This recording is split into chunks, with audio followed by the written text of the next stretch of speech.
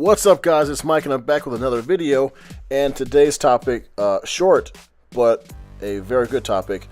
I'm going to build a PC. So before we get started, our price point is about $500 to $700.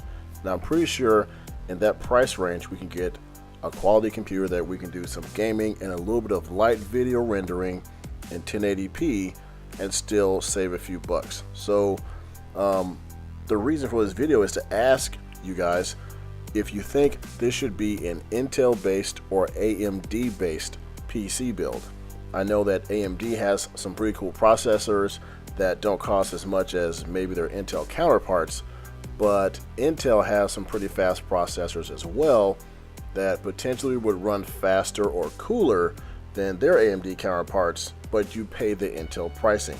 So again, guys, I wanted to get your opinion on this.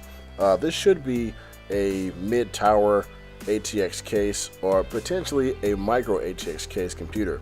So what we're going to do is turn this into a 2 to 3 part video series of our computer build, starting with the conversation we're having today about should it be AMD or Intel based. So the next videos will be about acquiring the parts.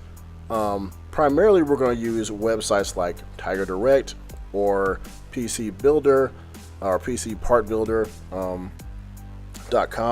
So we'll use those as primary websites, but if we find deals online like Craigslist or something like that, we'll also use those avenues as well to find parts like motherboards, video cards, things like that. So again, our price point is $500 to $800, and what we want to do is come up with something we can play some light gaming on, 1080p titles at least 60 frames per second, as well as some light video rendering or editing. So again, guys, that's the purpose of the video. Thanks for watching. Please subscribe, hit the like button if you haven't already, and I'll leave you guys with a little bit of music and some cool play from my throwback GTA Vice City video game.